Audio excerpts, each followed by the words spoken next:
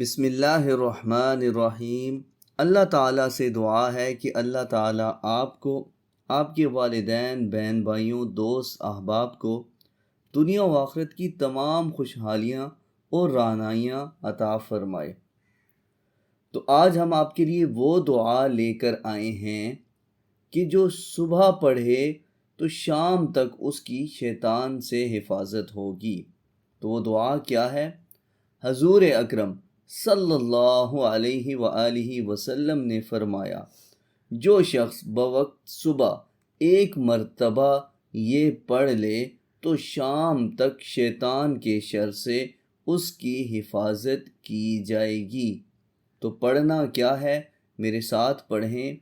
اعوذ باللہ السمیع العلیم من الشیطان الرجیم۔